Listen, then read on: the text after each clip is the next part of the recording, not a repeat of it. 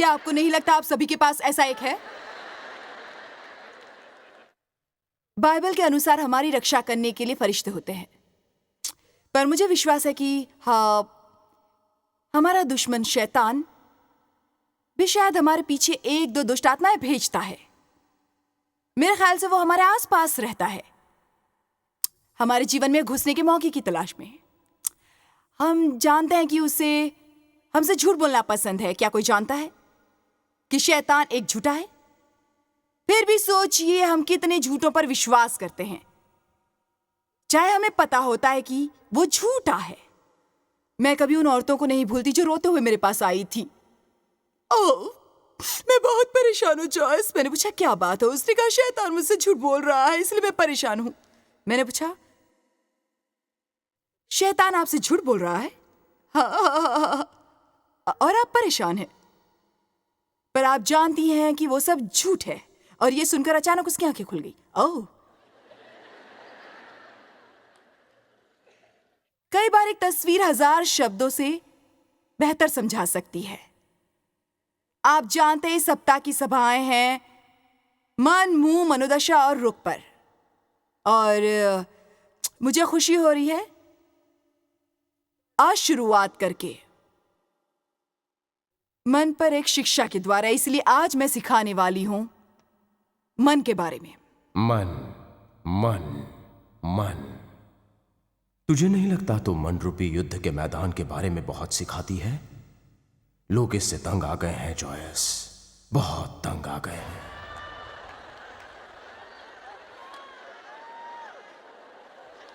बेशक मैं मन के बारे में बहुत सिखाती हूं, पर असल में हमारी सभी समस्याएं वहीं से आरंभ होती हैं। इसलिए मुझे ये सूझा कि उसी विषय पर परमेश्वर चाहते थे मैं सिखाऊं। याद रखिए, हमें इस तरह की बातों पर बिल्कुल भी ध्यान नहीं देना चाहिए, क्योंकि हम जानते हैं कि शैतान झूठा है, बिल्कुल झूठा। सचमुच जॉयस? क्या तू सचमुच समझती है कि लोग इस संदेश से कुछ सीखने वाले हैं? तू पूरी पगली है। ओह, मैं सचमुच आशा करती हूँ कि वो मुझे और मेरे संदेश दोनों को पसंद करेंगे, पर अब मुझे भी थोड़ा सा शक होने लगा है। ओह, पर फिर भी चलिए कोशिश करती हूँ। परमेश्वर की महिमा हो। आज मैं जी आपको परमेश्वर का वचन बताऊंगी। मुझे विश्वास है कि आपको आजादी मिलेगी। तूने ध्यान दिया है कि अभी तुझे ये शिक्षा आरंभ किए 4 मिनट ही हुए हैं और 3 लोग निकल भी गए हैं। वो वहां बैठे 2 लोग पहले से ही सो गए हैं। एक बात और, तूने जो पोशाक पहनी है बहुत ही घटिया दिख रही है।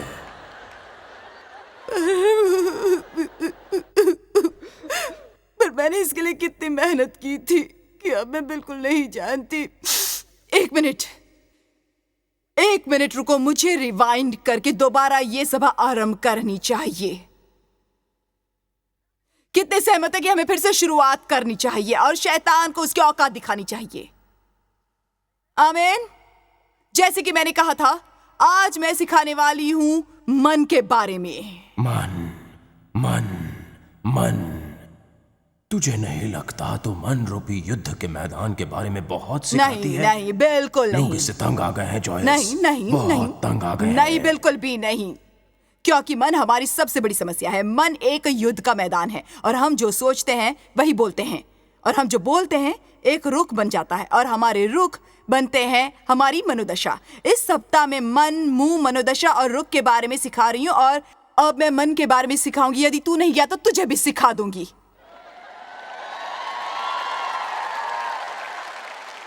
मैं अब शैतान को जवाब देना सीख गई हूं। मैं उसे अब पहले की तरह अपना आत्मविश्वास तोड़ने नहीं दूंगी। हमें अपने विचारों से सावधान रहना चाहिए, क्योंकि हम जानते हैं कि शैतान झूठा है। सचमुच जॉयस? क्या तू सचमुच समझती है कि लोग इस शिक्षा से कुछ सीखने वाले हैं? हाँ, समझती हूँ, बिल्कुल समझती हूँ। इन लोगों की जीवन बदलने वाले हैं। तू शांत हो जा। जा रेंग कर वहीं चला जा जहां से आया था। मेरा आत्मविश्वास उसमें है जो मैं मसीह में हूं और मुझे पता है मैं कौन हूं। परमेश्वर ने मेरा अभिषेक किया है और मैं परमेश्वर में यकीन रखती हूं। इसीलिए जैसा कि मैंने कहा, आज जो मैं वचन का प्रचार करूंगी आपको आजादी मिल जाएगी। तुमने ध्यान दिया है कि अभी तुमने जो शिक्षा आरंभ की उसे 4 मिनट ही वही हुए हैं बातें, और वही 3 व्यक्ति बातें, निकल भी वही गए बातें। हैं। वो वहां बैठे 2 लोग पहले ही सो गए हैं। और एक बात और, तूने जो पोशाक पहनी है बहुत घटिया लग रही हो। देख, मुझे अपनी पोशाक पसंद है। मुझे विश्वास है मैं सृजनात्मक हूं और परमेश्वर ने मेरा अभिषेक किया है और मैं बिल्कुल नहीं मानती कि मुझे देखकर ऐसा लगता है मानो कोई बूढ़ी हूं। और मैं व्यायाम करती हूं, अपनी अच्छी तरह से देखभाल करती हूं और तुझे चिढ़ हो रही है शैतान, क्योंकि मैं किसी हिलने वाली कुर्सी पर बैठकर खुद को हुई कई बीमारियों के लिए आंसू नहीं बहा रही हूं। और जो लोग यहां से उठकर चले गए हैं, हाँ, मैं यहां से उठकर जाने वालों को सिर्फ ये कहूंगी कि वो एक शानदार संदेश से वंचित रह जाएंगे। तू जा, वही लौट जा जहां से तू आया है, यीशु के नाम में। अब बताइए कितने ये समझ रहे हैं? वैसे मेरे लिए कई अभिषेकित व्यक्ति काम करते हैं। मैंने उनसे 1 साल पहले कहा था, मुझे एक शैतान बना दो जिसे मैं अपने कंधे पर रखूं। ये एक चुंबक के साथ जुड़ा है। उन्होंने बहुत बढ़िया काम किया। मैं चाहती हूं कि आप समझ लें कि शैतान के साथ निपटने के 2 तरीके हैं। आप उस पर विश्वास कर सकते हैं और निराशा में डूबे रह सकते हैं, या आप वो करना सीखें जो बाइबल में कहा है और गलत विचारों को त्याग दें। आप वो करना सीख सकते हैं जो यीशु करते थे, यानी शैतान को जवाब देना। ये लिखा है, ये लिखा है, ये लिखा है। आप वचन जानते हैं, आपको वचन का इस्तेमाल करना चाहिए ये निश्चित करने के लिए कि दुश्मन आपको हरा न दे। इसलिए आज मैं आपके साथ मन के बारे में बात करूंगी। मैं माफी नहीं मांगूंगी क्योंकि हमारा मन, हमारे विचार बहुत महत्वपूर्ण है। कई बार जो बुनियादी बातें जो हम जानते होते हैं, हम उनकी ओर ध्यान देना बंद कर देते हैं, जो अचानक ही हमें बहुत कष्ट देने लगती हैं और हम समझ नहीं पाते कि क्या हो रहा है। क्या यहाँ बैठे किसी व्यक्ति को अभी भी अपने मन के साथ समस्या होती है? रोमियो 8:4 की ओर चलिए। आज इस वचन के लिए धन्यवाद प्रभु। मुझे विश्वास है कि ये लोगों को आजादी दिलाने वाला है। रोमियो 8:4 इसलिए कि व्यवस्था की विधि हमने जो शरीर के अनुसार नहीं वरन आत्मा के अनुसार चलते हैं पूरी की जाए। सो परमेश्वर का धन्यवाद कि हम नहीं रहते पुराने लिखित नियमों और कानूनों के द्वारा, बल्कि नियम हमारे दिल में लिखा है। और यदि हम आत्मा का मार्गदर्शन लेंगे, आत्मा हमारा नेतृत्व करेगा, हम आत्मा के अधीन रहेंगे, फिर हम ये सब पूरा करेंगे जो जरूरी होता है। हमारे जीवन शरीर के हुक्म और कानूनों के अधीन नहीं होने चाहिए, बल्कि उन्हें अधीन होना चाहिए पवित्र आत्मा के। हमें आत्मा द्वारा चलना चाहिए, हमें शरीर के अधीन होकर नहीं रहना है। हम पर काबू होना चाहिए आत्मा का। इसका यह अर्थ नहीं कि शरीर कभी हमसे बात नहीं करेगा, दबाव नहीं डालेगा, हमें पद से हटाने की कोशिश नहीं करेगा। शैतान हमारे मन का इस्तेमाल करेगा। हमारा मन हमारे शब्द बनेंगे, हमारे विचार और हमारे शब्द हमारा रुख बन जाते हैं। हमारा रुख हमारी मनोदशा बनती है और हमें पता चलने से पहले ही हम बड़ी समस्या में होते हैं। यही शैतान चाहता है, ये निश्चित करने की कि अपने मनों को रखे ऐसे हालात में जिनसे नया जीवन प्राप्त हो। क्योंकि जो शरीर अनुसार चलते हैं वो उसकी कामी इच्छाओं के अधीन होते हैं। वे अपना ध्यान उन वस्तुओं पर लगाते हैं और उन्हें तलाशते हैं जो शारीरिक होती हैं। सीधी सी बात है। इस तरह होता है कि आप शरीर द्वारा चलते हैं क्योंकि आपका मन लगा होता है शरीर और शारीरिक चीजों पर, और जो आत्मा द्वारा चलते हैं और आत्मा की इच्छाओं के अधीन रहते हैं तो अपना मन उन चीजों पर लगाते हैं और उन्हें खोजते हैं जो पवित्र आत्मा को प्रसन्न करती हैं। इसलिए मैंने 3 या 4 साल पहले ये कहना आरंभ किया, जहां मन जाता है मनुष्य पीछे पीछे जाएगा। जिस तरफ आपका मन जाएगा आप उसके पीछे जाएंगे, उसी दिशा में। पर जॉयस, मेरा अपने विचारों पर कोई काबू नहीं है। आप काबू कर सकते हैं, सचमुच कर सकते हैं। आपको इस बारे में सोचना है कि आप क्या सोचते हैं। आपको उसके बारे में थोड़ी कोशिश करनी आरंभ करनी है। और इस इंतजार में नहीं बैठना कि हर बार कोई चमत्कार होगा। आपको उन गलत विचारों को त्यागना आरंभ करना होगा और अपने को सही सोचना सिखाना है। आपको इस ओर ध्यान देना है कि क्या चल रहा है आपके जीवन में। जिस तरह के मनुष्य के विचार होते हैं वैसा वो स्वयं होता है।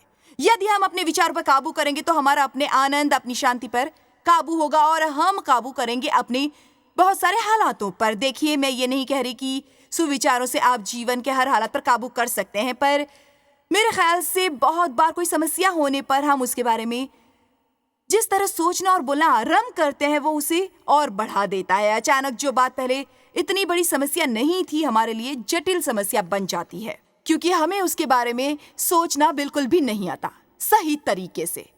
क्या कोई आमीन कहेगा? आमीन। पर जॉस, मैं लाचार हूं। मैं अपने विचारों पर बिल्कुल काबू नहीं कर सकता। मैं उनके सामने विवश हूं। मुझे ये करना कठिन लगता है। मैं मजबूर हूं। मुझसे ये बिल्कुल नहीं होता। 2 तीमुथियुस 1:7 के अनुसार, क्योंकि परमेश्वर ने हमें भय नहीं पर सामर्थ्य और प्रेम और संयम की आत्मा दी है।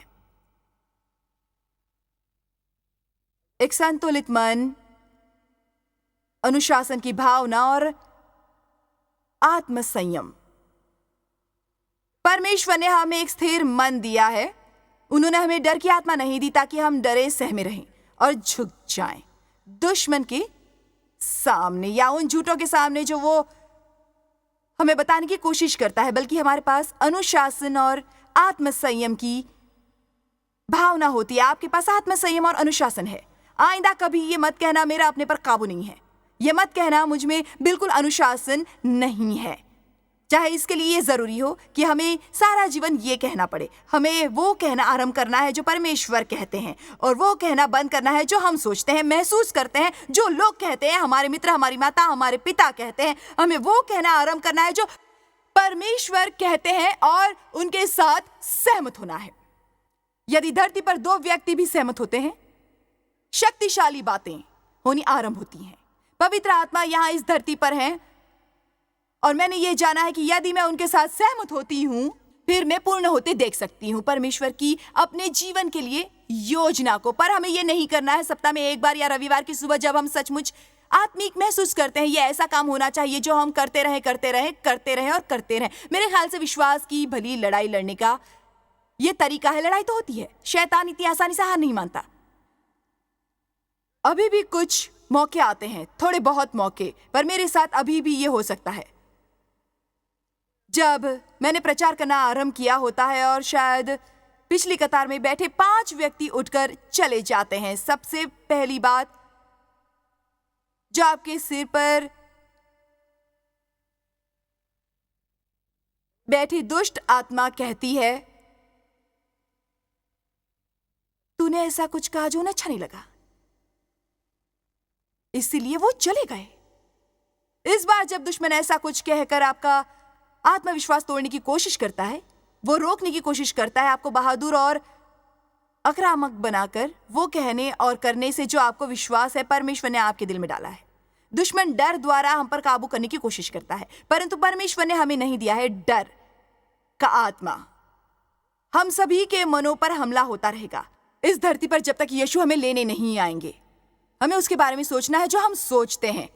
अगली बार जब आप किसी घटिया मनोदशा के साथ संघर्ष कर रहे हो तो बैठ जाएं और अपने साथ बात करें। अपने आप से पूछें कि ये मैं किस बारे में सोच रहा हूं। आपको जल्दी पता चल जाएगा कि कुछ विचार होते हैं हमारी बुरी मनोदशा के पीछे। जब भी हमें संबंधों में रुकावट होती है उनका कारण विचार होते हैं जो बातें बनकर मुंह से निकलते हैं, जो हमारे और दूसरे व्यक्ति के लिए विकराल समस्या बनते हैं। कृपया मेरी ओर देखकर ये न सोचे क्या मुझे इसकी जरूरत है, क्या मुझे इसकी जरूरत है। शर्त है आपको इसकी जरूरत है। यदि आपको ये पसंद नहीं है तो मैं अपने लिए ये प्रचार करूंगी। कोलोसियों 3:1-2 मुझे ये वचन पसंद है और आज मैं उनके बारे में थोड़ा सिखाना चाहती हूँ। मेरे विचार से आप में से कुछ के लिए वो सुनना है जो मिनटों में इस वचन के बारे में बताने वाली हूँ। एक कारण हो सकता है आपके द्वारा यात्रा करके यहाँ आने का इस सप्ताह। तो जब तुम मसीह के साथ जिलाए गए तो स्वर्गीय वस्तुओं की खोज में रहो जहां मसीह वर्तमान है और परमेश्वर के दाहिनी ओर बैठा हुआ है। मैं नहीं जानती कि इसका अर्थ यह है कि हमें दिन भर बैठे रहना है और सोचते रहना है स्वर्ग के बारे में, सोने की सड़कों और मोती जड़ित द्वारों के बारे में, महिमा के बादलों के बारे में और एक तारा बजाते हुए स्वर्गदूत इत्यादि के बारे में।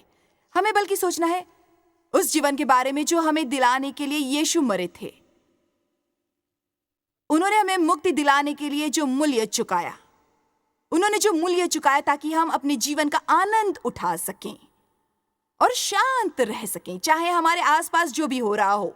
आशा करना हर हालात में और अपने आप को पसंद करना, चाहे अन्य लोगों ने जो भी कहा हो या आज भी कहते हो, चाहे हम अपनी पहचान के लोगों के समक्ष कुछ भी ना हो, परंतु हम परमेश्वर द्वारा आशीष प्राप्त व्यक्ति हो सकते हैं जिन्हें कुछ अलग और अनोखा करने का बुलावा हो, और परमेश्वर का धन्यवाद कि हमें वो बनने की आजादी है जो हम बनना चाहते हैं।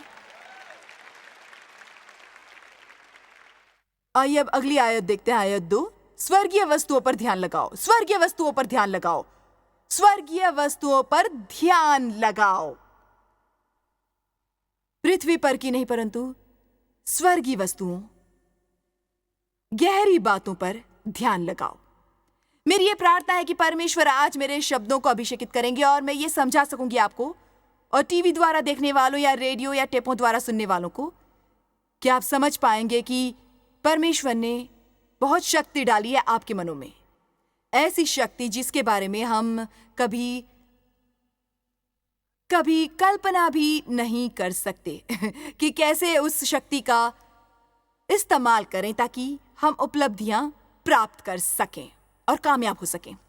कुछ रचने की काबिलियत जो हमारे अंदर है, वो काम जो एक व्यक्ति कर सकता है यदि वो सही तरीके से सोचना सीख ले। आपका मन इतना शक्तिशाली है कि यदि आप कभी परमेश्वर के साथ सहमत होंगे और इतना ही नहीं फैसला कर लेंगे, यही अर्थ होता है मन दृढ़ करने का। आप ये उत्तम फैसला करते हैं, आप ये निश्चय करते हैं कि परमेश्वर ने जिसके बारे में कहा है कि कोई भी वो ले सकता है, आप ही वो मनुष्य बनेंगे जो वो प्राप्त करने वाला है। कईयों को उपलब्धि मिल रही है। कई बार हमें अपने हाल पर आंसू बहाना अच्छा लगता है। ये क्या हो गया? मुझे नहीं लगता मेरे साथ कभी अच्छा होगा। मेरा बचपन बहुत गुजरा और मेरा जन्म समाज के निचले तबके में हुआ था। मुझे कॉलेज जाने का मौका नहीं मिला और मेरे माता पिता ने मेरे साथ दुर्व्यवहार किया। पहले ही मेरे 3 विवाह सफल हो गए हैं और मैं बुरी तरह से कर्ज में डूबी हुई हूँ। अपने कष्टों के बारे में बोलना बंद कर दो और उनके हल के बारे में बोलना आरंभ करो जो परमेश्वर के वचन में है।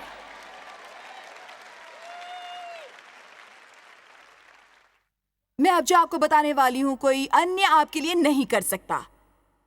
यह उन बातों में से एक है जो आपको समझनी है। कोई अन्य आपके लिए यह नहीं कर सकता। यह एक ऐसा काम है जो आपको करना है स्वयं अपने लिए। जब आप ये फैसला करते हैं, काश मुझे कोई फार्मूला मिल जाता।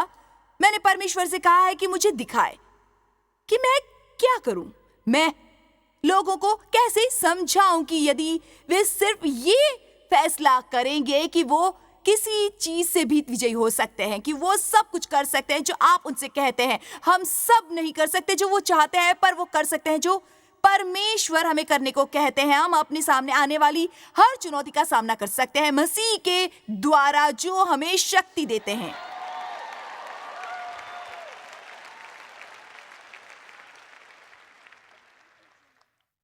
ऐसा क्या होता है किसी मनुष्य में?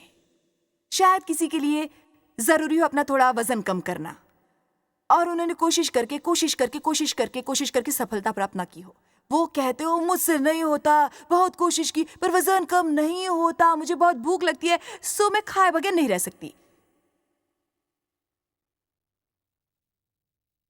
वे दृढ़ता से फैसला करते हैं। आपको पता चलेगा इस बार हालात भिन्न है। वो फैसले पर अटल हैं। उनको आत्मविश्वास है। इससे फर्क नहीं पड़ता कि कितना समय लगेगा, पर मैं अपने शरीर को लाऊंगी सुंदर आकार में जैसा मैं चाहती हूं। मैंने पक्का फैसला कर लिया है और मैं उस पर अमल करूंगी। और वो नहीं कहते मैं ये करने की थोड़ी कोशिश करूंगी, पर क्या करूं, मुझे शनिवार की उस पार्टी में जाते हुए डर लगता है, क्योंकि जो ही मैं उन मिठाइयों को देखूंगी अपने सुध बुध गवा दूंगी। ओ, अपने को संभालिए। यदि आप एक गुलाब जामुन से विजयी नहीं हो सकते, फिर शैतान पर विजय कैसे पा सकते हैं?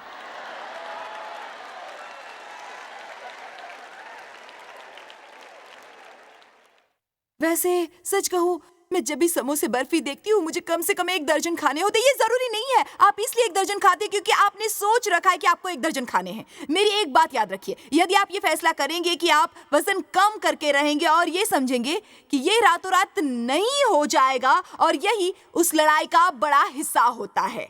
हर कोई 2 दिनों तक दृढ़ रहता है, फिर जैसे ही सामने कोई समस्या आती है अचानक ही वो मैं आपको रोते हुए नहीं देख सकती। आप यहां से जाएंगे एक विजेता की तरह, नाकारा की तरह नहीं। कुछ बातों के बारे में आप में से कईयों को दृढ़ फैसला करना है। आपको फैसला करना है और इसी वक्त करना है। मैं कर्ज से मुक्त होकर रहूंगा, मैं अपना वजन कम करके रहूंगा, मैं अपना घर व्यवस्थित करके रहूंगा, मैं सीखना आरंभ करूंगा। इसी वक्त परमेश्वर का वचन, मैं स्वयं को अनुशासित करूंगा प्रार्थना करके, और परमेश्वर के साथ समय गुजारने के लिए मैंने फैसला कर लिया है कि यीशु मुझे जो दिलवाने के लिए मरे वो मैं सब हासिल करके ही रहूंगा, चाहे कुछ भी हो जाए। पर यदि रुकिए, सिर्फ शोर मचाने से कुछ हासिल नहीं होगा। उसमें बहुत मेहनत लगती है। अपने शरीर को कुछ कष्ट सहन करने के लिए तैयार रहना पड़ेगा। कुछ देर भूखे रहने से आप मर नहीं जाएंगे।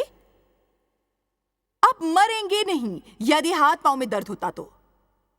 आप काम के बोझ से मरेंगे नहीं यदि अपने घर की सफाई करेंगे। ये सच है। जॉयस में इसलिए यहां नहीं आए कि आप घर साफ करने के लिए मुझ पर चिल्लाएं, पर याद रखिए, यदि हमारे आसपास हर चीज बुरे हाल में है, फिर ये इस बात की निशानी है कि कोई अन्य चीज बुरे हाल में है, कि हमारा जीवन बुरे हाल में है।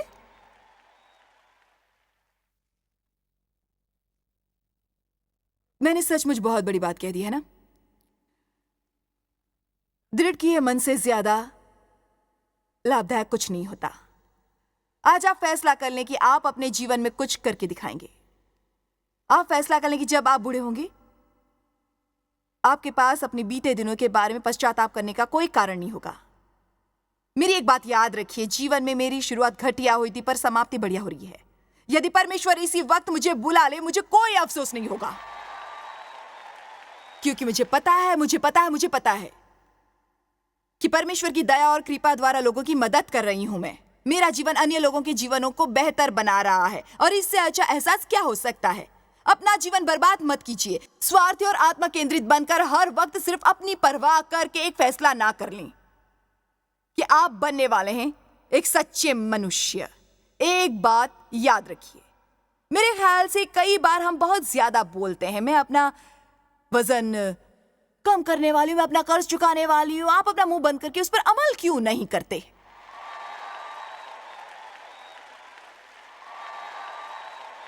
माफ कीजिए, मेरी जुबान थोड़ी फिसल गई, पर क्या यह सच नहीं है? हम हर वक्त उसके बारे में बिना थके बोलते रहते जो हम करने वाले हैं, पर कुछ करते नहीं हैं।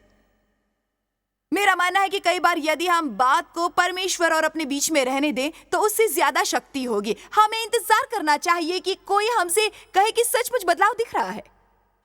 कितनों के जीवन में ऐसा कुछ है जिसके बारे में उन्हें फैसले करने की जरूरत है, चाहे वो आपके हाथ में छवि ही क्यों ना हो। हाँ, क्या कोई है जो थक गया है असुरक्षित रहकर? आत्मविश्वास के बगैर उनकी भावनाएं घायल होती हैं हर छोटी छोटी बात के लिए, और वो जल्द नाराज हो जाते हैं। क्या कोई इनसे परेशान है? यदि ये सच है, फिर आपको तुरंत फैसला करना है। मैं मसीह में परमेश्वर के धर्म के बारे में हर मुमकिन किताब पढ़ने वाली हूँ। मैं ये अध्ययन करूंगी कि मैं परमेश्वर की संतान हूँ। मैं परमेश्वर के प्रेम का अध्ययन करूंगी। मैं आत्मविश्वास के बारे में अध्ययन करूंगी जब तक वो प्राप्त नहीं कर लेती। हम अक्सर क्या करते हैं, हम एक विषय से दूसरे से तीसरे की ओर कूदते रहते हैं। हम मसीह में आत्मविश्वास के बारे में एक संदेश सुनते हैं। जी हाँ, मैं समझ गई। प्रभु की महिमा, हालेलुया, मसीह में आत्मविश्वासी बनो। मेरे ख्याल से कई बार हमें उस पर डटे रहना पड़ता है। जब परमेश्वर ने मुझे ये दिखाना आरंभ किया कि मैं ये नहीं जानती कि वो मुझसे प्रेम करते हैं, मुझे ये बात तुरंत समझ में नहीं आई। मुझे 1 साल सोचना पड़ा। 1 साल तक परमेश्वर मुझसे प्रेम करते हैं, परमेश्वर मुझसे प्रेम करते हैं, परमेश्वर मुझसे प्रेम करते हैं, आप प्रेम करते हैं। मैं लिखती रहती हूँ कि परमेश्वर मुझसे प्रेम करते हैं। ये सब करने के दौरान एक दिन अचानक ये हुआ कि मैं वो जान गई, कोई अब मुझसे ये छीन नहीं सकता, क्योंकि वो मेरे दिमाग में नहीं, यहाँ अंदर है।